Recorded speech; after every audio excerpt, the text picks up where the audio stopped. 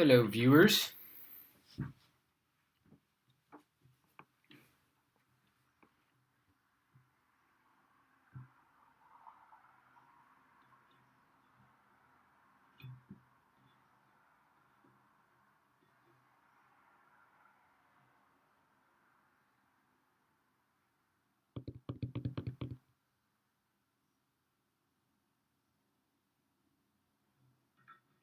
Salutations.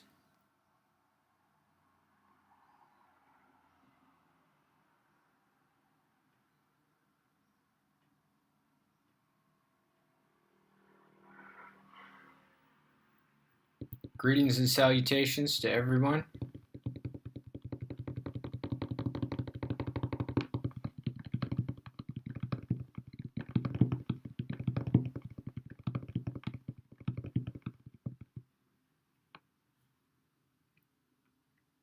Heya.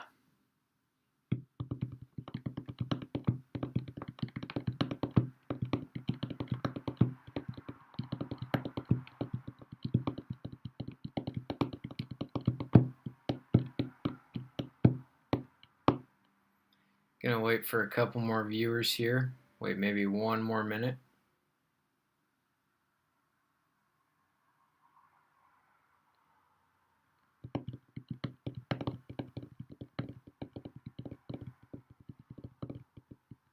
Man, people are late joining up.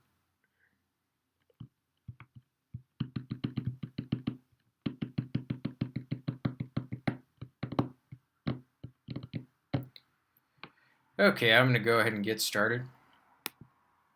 I have a couple of announcements to make to start off the class today. First announcement is the triad ended on Friday, and if you have any late assignment that you turned in that has not been graded yet, you need to send me a Canvas message, not an email, not a remind message, but a Canvas message telling me what assignment parentheses S you turned in so that I know where to look and to grade them. Okay? I'll repeat this message in the Zoom room. The second announcement is that we are going to have a midterm. The midterm is already written by me. It's going to become available on Wednesday. And it's going to become available on Wednesday. You have a week to do that. So you can choose any time during the week to do that. The midterm is, and then once you start the midterm, though, you have 200 minutes to complete it. 200 minutes is over 3 hours. That's like the length of Lord of the Rings: Return of the King.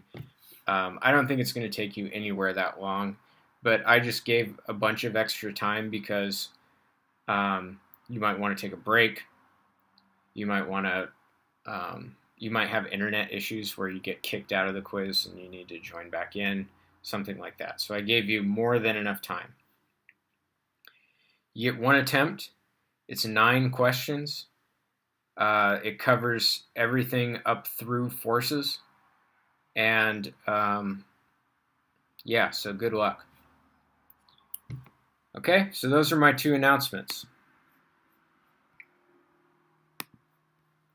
So let's go ahead and get started. We're going to continue with energy today. So the topic of today's lesson is just energy problems. Okay, how do we solve problems with energy? And we're going to do some more advanced problems than we did last year. So I want to talk about 2 different forms of potential energy.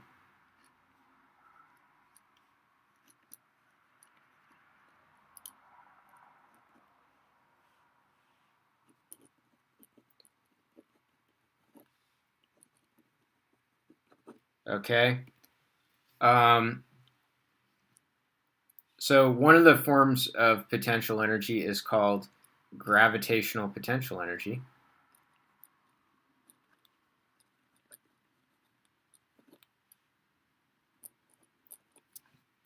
Okay. And the formula for gravitational potential energy, I'll denote it by U sub G for gravitational. The formula is mgy. Okay?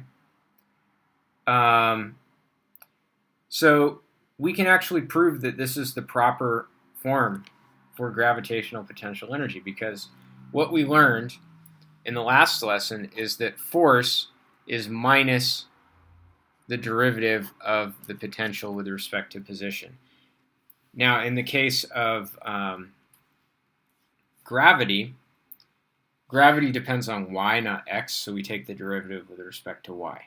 Okay?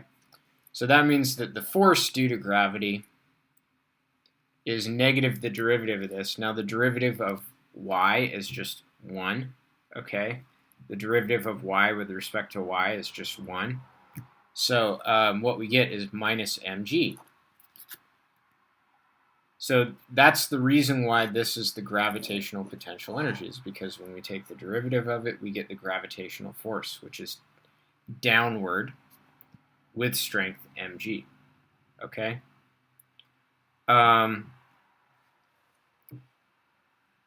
So the gravitational potential energy is energy due to location in a gravitational field. Okay? Then there is also elastic potential energy.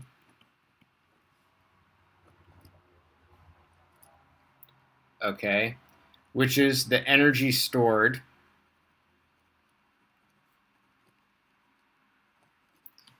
in a stretched or a compressed spring. Okay? I will denote elastic potential energy by U sub E equals 1/2 kx squared. Okay? Now, if we do negative the derivative of this, we get that the elastic force is minus kx. And indeed, that is the formula that we learned for the elastic force. The minus sign, I don't think I gave you the elastic force with a minus sign, but the reason that that minus sign is there is because gravity is, elastic force is an oppositional force. So if you stretch a rubber band one way, the elastic force is the opposite way. Okay? So those are two forms of potential energy. Okay? So we're going to use those to solve some problems today.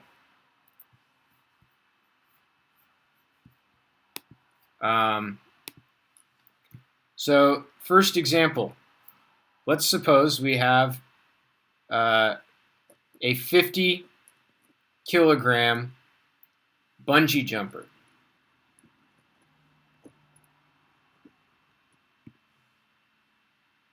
Leaps off a bridge.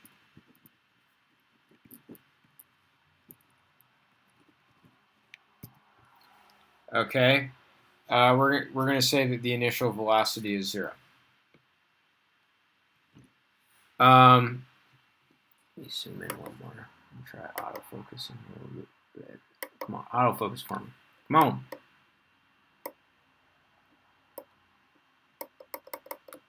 Okay. The bungee cord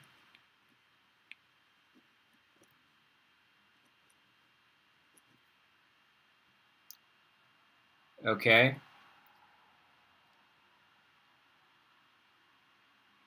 Yeah, I just wanted more focus, I guess. The bungee cord has stiffness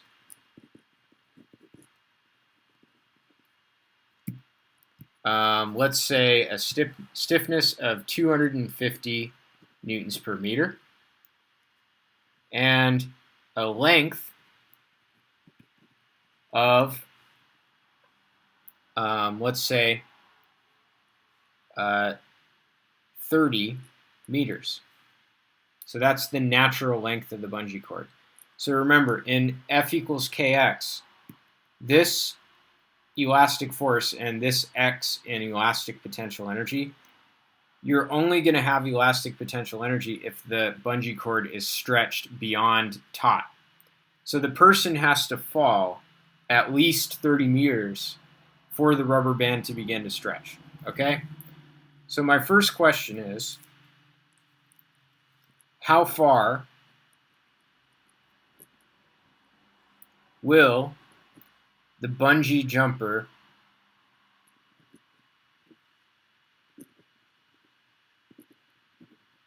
fall? How far can they go down? Okay? So a key point about this is that at the lowest point,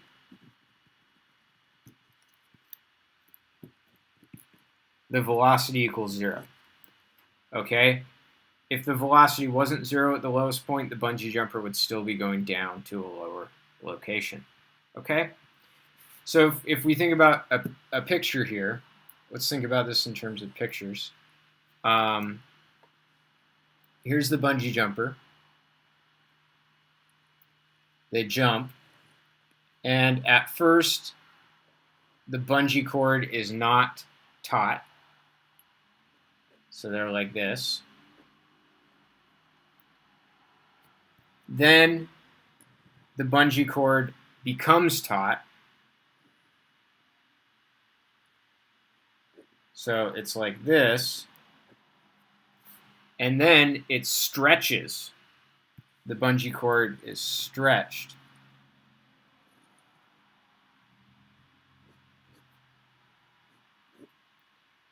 So it's pulled beyond taut. Like that. Okay? So now I am going to call, now the thing about gravitational potential energy, y is the elevation, okay? We get to choose where y equals 0 is defined, okay? So one option might be to choose y equals 0 to be where the person started and then they end up with a negative y value. You could do that. I am going to choose to call y equals 0 the lowest point. Okay? All right? So what we want to do is let's write an abstract expression for the initial energy of the bungee jumper, okay? Initially, and then we're going to say that the bungee jumper starts at an elevation of y, okay? So initially, the bungee jumper has just gravitational potential energy because the bungee cord is not stretched, so there's no elastic potential energy. The bungee jumper is at rest, so all we have is gravitational potential energy, mgy. Okay?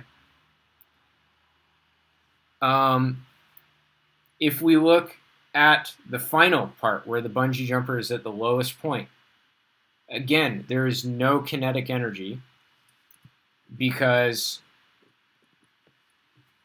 there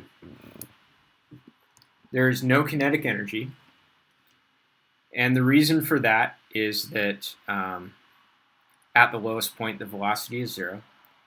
There is no gravitational potential energy either because we defined y equals 0 to be the lowest point. Okay? So the only form of energy is elastic potential energy, 1/2 kx squared. But we have to be a little bit careful. How far is this rubber band stretched? Well, it has a natural length of 30. Okay? So the amount stretched is going to be y minus L, where L is the natural length. Okay? If the person falls 35 meters and the natural length of the bungee cord is 30 meters, then the amount that it is stretched is 5 meters. Does this make sense? I hope it does. Okay?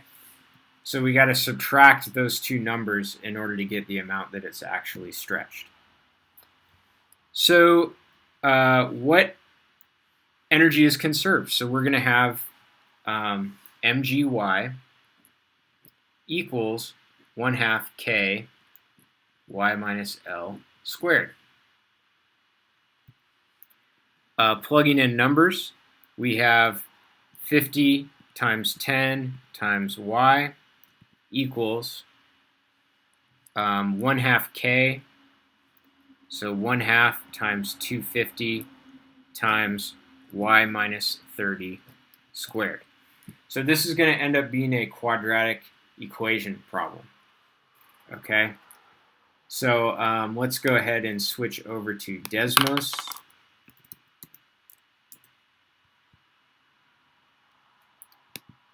I have to load up Desmos.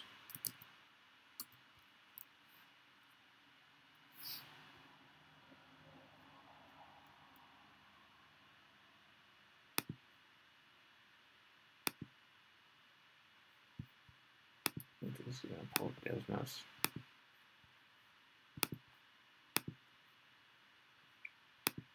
So pulling up Desmos.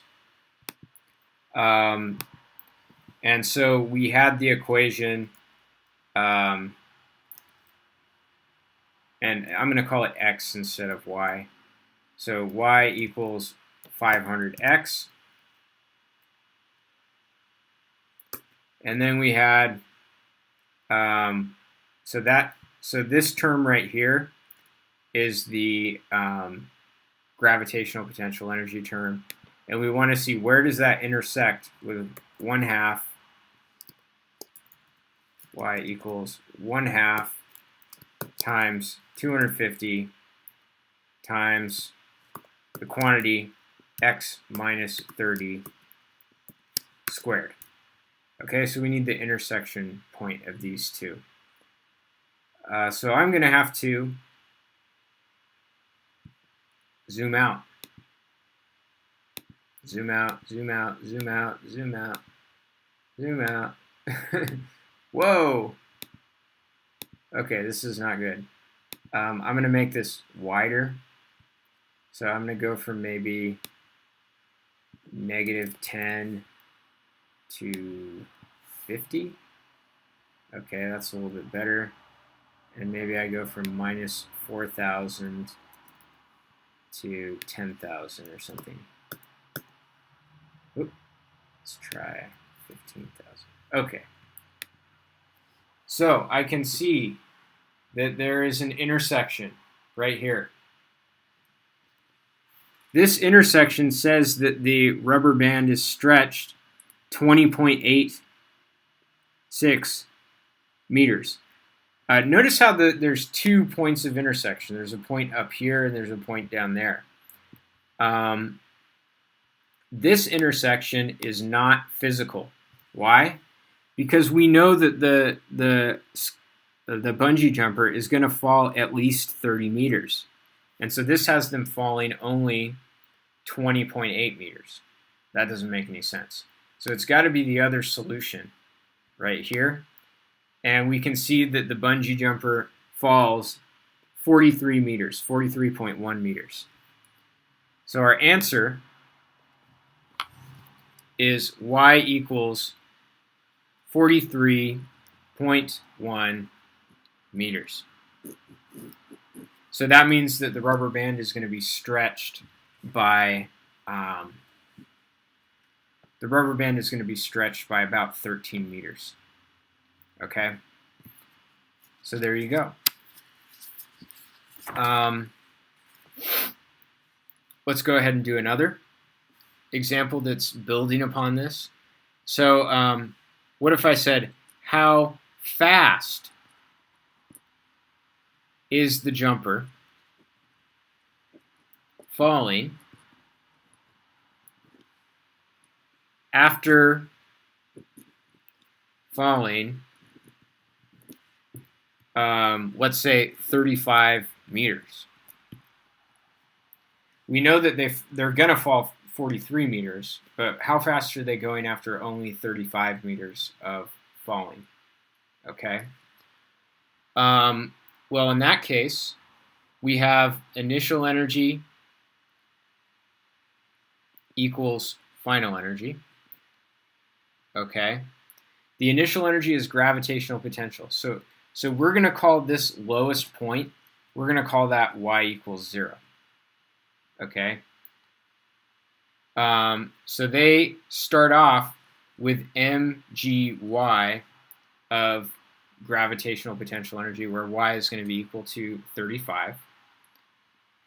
And then they end up, 35 meters is enough that the elastic band begins to stretch. The bungee cord begins to stretch because the bungee cord is 35 or 30 meters long. So the bungee cord is going to be stretched by 5 meters. Okay? And then, because they haven't reached their lowest point yet, they're going to have a non-zero velocity, so we're also going to have kinetic energy.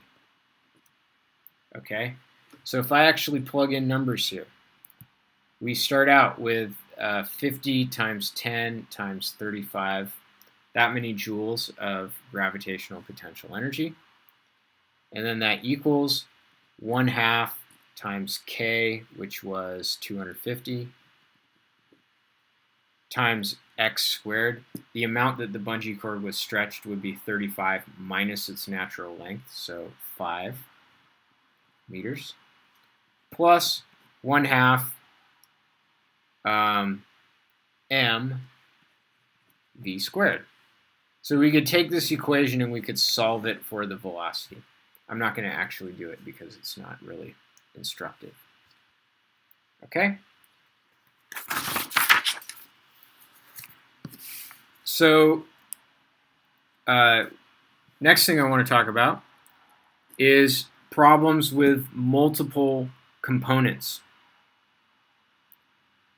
Okay? Problems with multiple components. So let's suppose we have an Atwood machine. You might remember an Atwood machine is a pulley. And the pulley has 2 masses. Okay?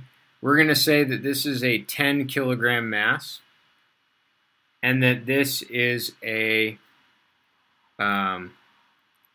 let's say a 5 kilogram mass, just for simplicity.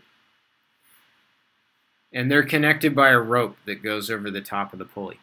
Okay, so if one mass drops, the other mass rises. Now we've got the floor right here. And the mass is connected to a spring that is connected to the floor. Okay? The spring initially has x equals 0 initially. It has a stiffness of 120 newtons per meter. Okay? So it starts out unstretched. And this system initially has a velocity of 0. It's initially at rest. Now what's going to happen is, because the 10 kilogram is heavier than the 5 kilogram, the 10 kilogram is going to fall, okay? The 5 kilogram is going to rise. But as the 5 kilogram rises, okay, the rubber, or the spring here, is going to stretch. So it's going to turn into something that looks like this.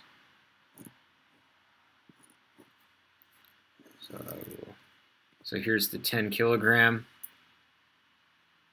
Here is the 5 kilogram. And now the rubber band is stretched like that. Okay? So the question is, how far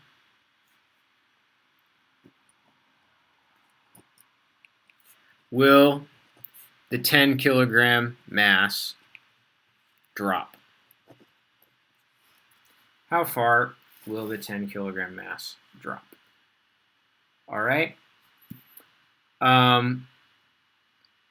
So we're going to have initially, so basically what we're trying to figure out is what is this distance right here? What is that distance equal to? How much did it drop? So we're going to have initial energy equals final energy. So if we think about it, what forms of energy do we have to start? Well, we start out with no kinetic energy because the velocities are 0. We start out with no elastic potential energy because I said that the spring starts out unstretched. And you might say, well, gee, these blocks are starting out with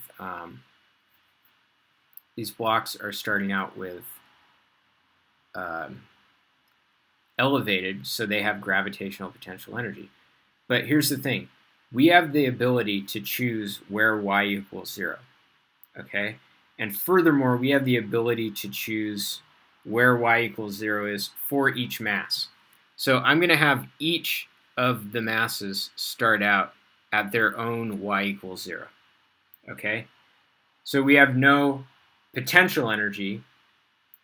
We have no kinetic energy. So we just start out with 0 energy. Okay? That's our initial energy. So I'm writing an energy conservation equation. I'm going to call that distance right here y. So if we look at the, if the 10 kilogram mass dropped by a distance y, then the 5 kilogram mass went up by a distance y. Okay? So that means that the 5 kilogram mass is going to have a gravitational potential energy of 5 times 10 times y, mgy. Okay? The 10 kilogram mass dropped a distance y. So it actually has negative gravitational potential energy. So minus 10 times 10 times y. So it drops by the same amount, right? If the 5 kilogram mass rises 1 meter, then the 10 kilogram mass dropped by 1 meter. Okay? So this is the gravitational potential energy of the 5 kilogram mass. This is the gravitational potential energy of the 10 kilogram mass. And it's negative because the 10 kilogram mass went below its y equals 0. So there's nothing wrong with having negative gravitational potential energy. Then the elastic band is stretched. Now, because the 5 kilogram mass rose up a distance y, it stretched the spring by a distance y. So we have 1/2 k, which is 120, times the amount that it was stretched, which is y. Okay? So we want to take this and we want to solve for y. If you look, every term has y in it, so we get, the y cancels out. We have 50 minus 100, so we have 0 equals negative 50 plus 60y.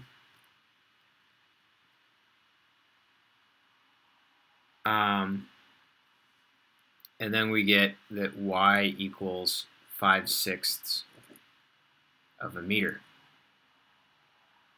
Okay?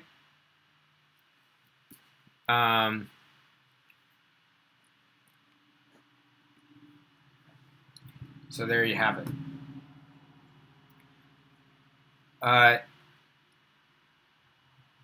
The next example I want to do is, let's suppose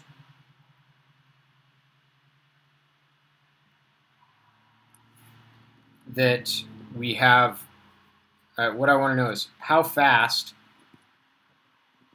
are the masses going after the 5 kilogram rises 0.5 meters. So we haven't reached the lowest point yet. So there's still kinetic energy because see how it drops over half of a meter? So at half a meter, we're still going to have a non-zero velocity. Okay? So we, again, start out with 0 joules of energy. And then the 5 kilogram mass has risen up 0.5, so 5 times 10 times 0.5. The 10 kilogram mass has dropped by 0.5 meters.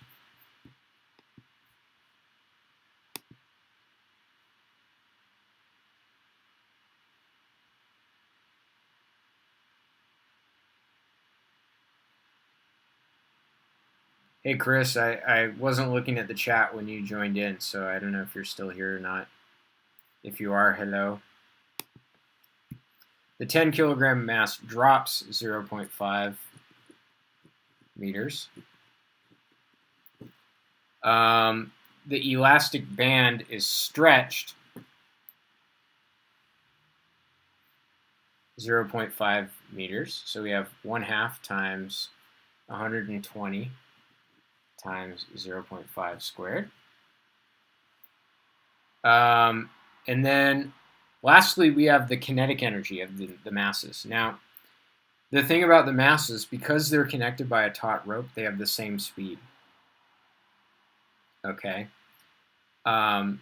So, for example, the 10 kilogram mass drops 1 meter in 1 second, then the 5 kilogram mass rises 1 meter in 1 second. Okay, so they have the same speeds.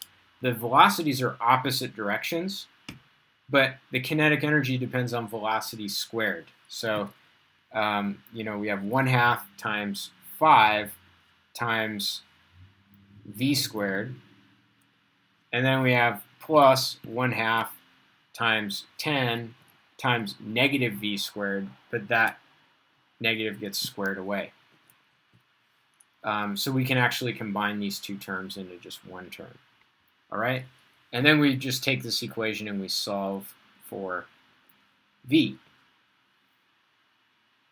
Okay? So we're going to do one more example. So the purpose of this example was to show you how to do conservation of energy problems where there's more than one mass. Okay, we just add a term for each mass. There's 2 gravitational potential energy terms, 2 kinetic energy terms, and so on.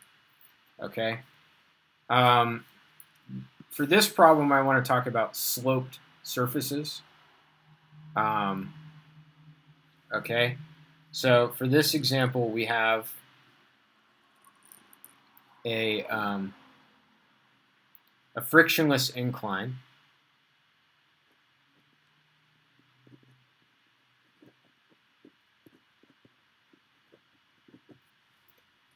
Okay, it's a frictionless incline. And at the bottom of the incline is a spring.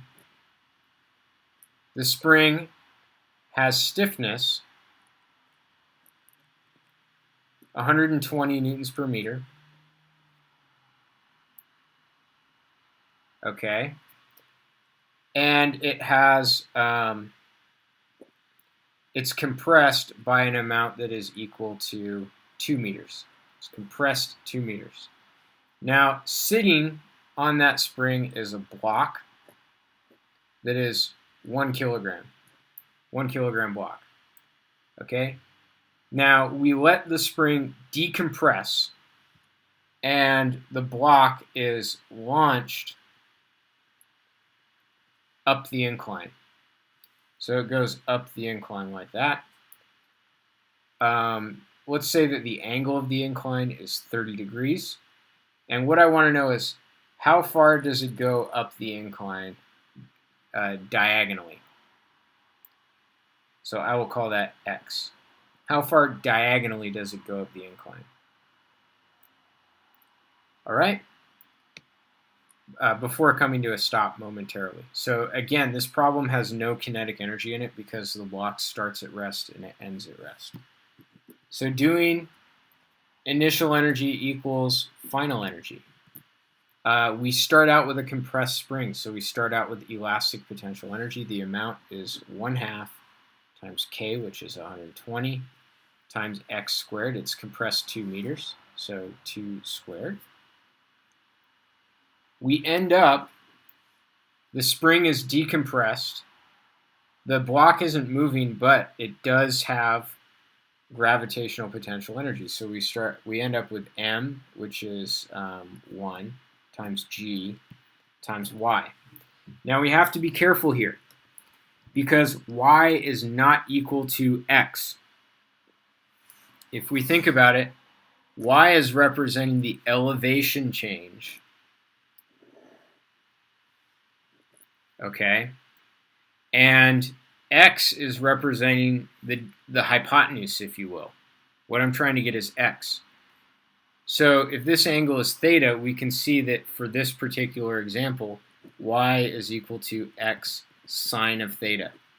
So if something is moving diagonally, we have to be careful about the change in elevation is not equal to the distance traveled. It's equal to the change in elevation. So you might have to use a trig function. Okay? So we have 1/2, well, this left-hand side is just going to be equal to 240 equals 10 times x times sine of 30 degrees. Sine of 30 is 1/2. So we have 240 divided by 5,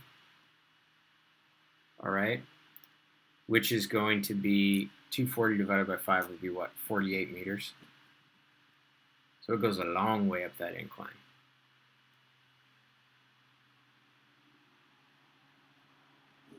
So that's our answer. Okay. All right, that's my lesson. It's a little tutorial on conservation of energy problems. So I will see you in the Zoom room. Ta-ta for now.